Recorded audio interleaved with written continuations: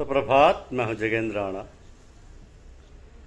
आज की हमारी आध्यात्मिक चर्चा का विषय है जन्म जन्मांतरों के संस्कार।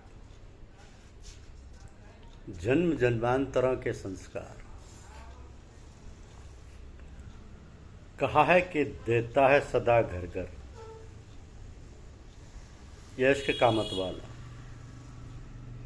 दिल वालों जरा सुन लो आवाज़ फकीराना।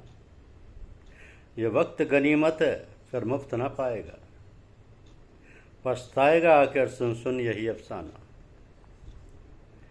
चेतावनी के रूप में ये पंक्तियाँ पूज्यपाद परम संत श्री बृजमोहन लाल जी प्राय गा गा कर सबको सुनाया करते थे।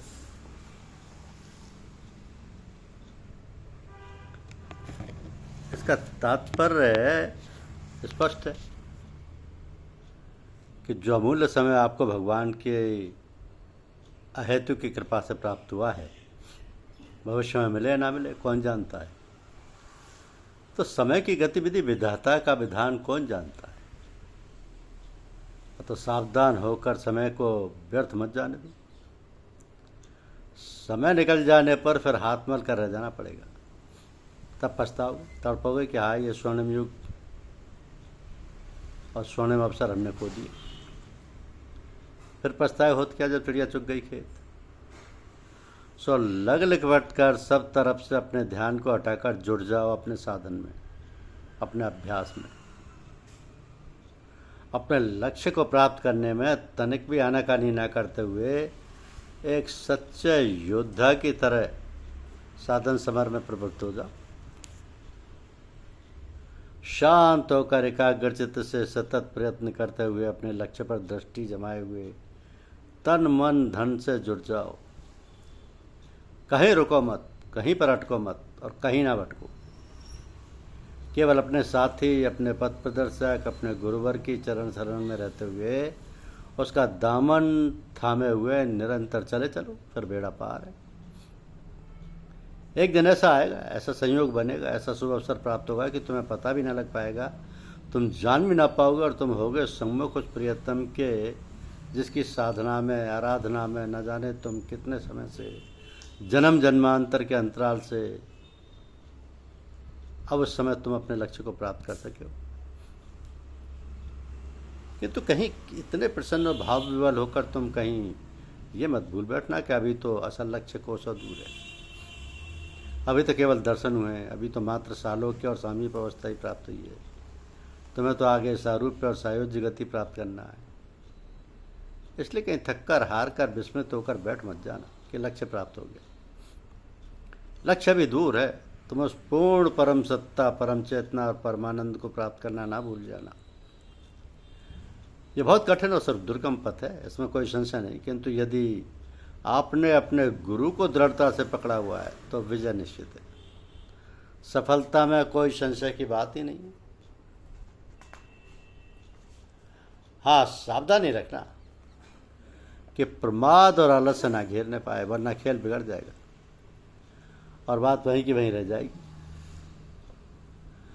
सिद्धि प्राप्त नहीं होगी और हम निर्दिष्ट स्थान तक नहीं पहुंच पाएंगे। इसलिए गिरते, पड़ते, रोते, झींकते चले चलो, रुको नहीं। हिम्मत मर्दा, मदद खुदा। उस प्रभु का भरोसा, आसरा और सहारा ना छोड़ो। गुरु का दामन पकड़े रहना, इधर उधर ना झांकना और देखना बस चले चलो, चले चलो और तुम्हारा बेड़ा पार है। तुम्हें इष्ट पद प्राप्त होगा, हो जाएगा। मनुष्य जीवन का जो लक्ष्य है वह प्राप्त हो जाएगा। बिंदु सिंधु में आत्मा परमात्मा में मिल जाएगी। जीवन मरण का चक्र समाप्त हो जाएगा।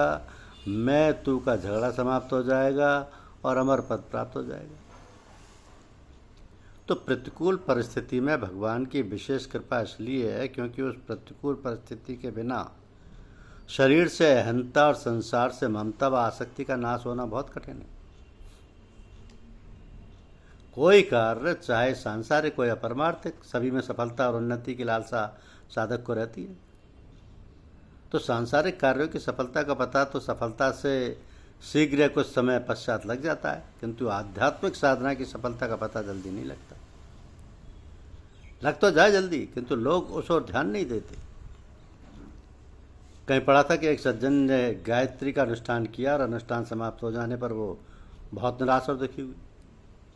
परंतु वो बहुत चिंतित रहने लगे। वो सोचा करते थे कि क्या बताएं, इतना परिश्रम किया, बहुत व्यय भी हुआ, समय भी लगाया, किंतु कोई सिद्धि हाथ नहीं लगी। एक दिन की बात है कि वो बैठे हुए थे और चिंतित थे। वहीं एक तांत्रिक साधु उस ओर से निकले। उनकी दृष्टि उन पर पड़ी तो थोड़ी दूर पर खड़े होकर उन्होंने पूछा, भाई आप बहुत चिंतित और दुखी जान पड़ते हो, क्या बात है? तब वो बोले, मैंने गायत्री का अनुष्ठान किया, बहुत परिश्रम किया, समय भी लगाया और तमाम पैसे भी खर्च किए, कोई सिद्धि हाथ नहीं लगी। तांत्रिक साधु बोला, महाशय आप व्यर्थी चिंतित हैं। आपने जो अनुष्ठान किया उससे आपके अंदर इतना तेज आ गया है कि मैं आपके पास नहीं आ सकता, इतना दूर खड़ा हूँ। मुझ में इतनी शक्ति और सामर्थ्य नहीं जो आपके निकट आकर बात कर सकूँ। आपने जो इतनी साधना की है उससे आपके पूर्व जन्म के पाप और दोष नष्ट हो गए और आपका अंतःकरण शुद्ध एवं पवित्र हो गया है। अब जब आप और अनुष्ठान और गायत्री साधना करेंगे तब आपकी सिद्धि प्राप्त होगी। जब आप और अनुष्ठान और गायत्री साधना करेंगे तब आपको सिद्धि प्राप्त होगी। आपको अपने अंतर में घटित सूक्ष्म परिवर्तन का पता ही नहीं है। ऐसे जानकर वो सज्जन बहुत प्रसन्न हुए और उनकी सारी चिंता दूर हो गई और वो आगे की साधना में तल्लीन हो गए। तो बात यह है कि जो भी मनुष्य साधना करते हैं, वो कैसी भी साधना क्यों ना हो, उसका तत्काल ये फल चाहते हैं कि हमारे अंदर सिद्धियां और शक्तियां पैदा हो जाएं, किंतु ये नहीं सोचते और समझने की कोशिश करते हैं। ना तो समझने की कोशिश करते हैं कि अब तक हमारे जो संस्कार थे, जो हमारा स्वभाव था, जो हमारे व्यवहार और आचार विचार थे, उनमें कुछ परिवर्तन हुआ है या नहीं, उनमें थोड़ा बहुत सुधार बदलाव आया है या नहीं। इसलिए साधकों से बार बार ये कहा जाता है कि दिन रात 24 घंटों में एक बार सोते समय जब सभी कामों में फुर्सत पाकर वह निद्रा की गोद में जाने लगें, तब वो प्रातः से लेकर सोने के समय तक की अपनी सभी कार्यवाहियों को समझें और उन पर विचार करें। तो जो काम उन्होंने शास्त्र मर्यादा अनुकूल धर्म और रीति नीति के अनुसार किए हैं, उनके लिए भगवान को धन्यवाद दें और ये कहें कि प्रभु ये आपकी दया कृपा से ही संभव हुए हैं। तो फल तो वे आपको ही अर्पित हैं। और जो मर्यादा रहित शास्त्र विरुद्ध और पाप कर्म हो गए हैं, उनमें अपना दोष और दुर्गुण समझकर उनके लिए भगवान से क्षमा याचना करें तथा प्रार्थना करें कि हे प्रभु, ये दुष्कर्म, ये पाप कर्म हमसे हो गए, अतः आप हमें क्षमा करें और हमें ऐसी शक्ति और सामर्थ्य प्रदान करें कि भविष्य में इस प्रकार के बुरे कार्यकलाप हमसे ना हो। त्राहिमाम त्राहिमाम। तो ये एक प्रकार से स्वाध्याय है। एक तो स्वाध्याय होता है धार्मिक पुस्तकों का पढ़ना, शास्त्र, वेद, गीता, रामायण आदि का पाठ, जिससे हमें अपने कर्तव्य धर्म का ज्ञान होता है, धर्म अधर्म का बोध होता है, हमें क्या करना चाहिए क्या नहीं करना चाहिए इसका विवेक होता है। दूसरा स्वाध्याय है अपने हृदय और अंतःकरण को टटोलना। ये बड़ा कठिन काम है, किंतु अपने दैनिक कार्यकलाप का लेखा जोखा करने पर हमें अपने विकास का पता चल जाता है। तो इस प्रकार दिन प्रतिदिन ऐसा करते करते हमारे अंदर जो अधार्मिक धारणाएं और संस्कार हैं, धीरे धीरे वे मिटकर हम शुद्ध बुद्ध एवं निर्मल बन जाएंगे। तो इस प्रकार करते करते हमें अपना बोध भी होता रहेगा और हमें ज्ञान भी प्राप्त होगा कि हमने क्या सीखा है और हमारे ऊपर उसका क्या प्रभाव पड़ा है। जो भी कार्य हम करते हैं, चाहे वह शारीरिक हो या मानसिक, उनका संस्कार हमारे अंतःकरण पर पड़ता है और संस्कार ना जाने कितने जन्म जन्मांतर से हमारे अंतःकरण में डेरा जमाए रहते हैं। तो इनका निकलना या निकालना बड़ा कठिन कार्य है, किंतु किसी कार्य को कठिन समझकर यदि हम ना करें तो हमारे कुसंस्कार बढ़ते जाते हैं।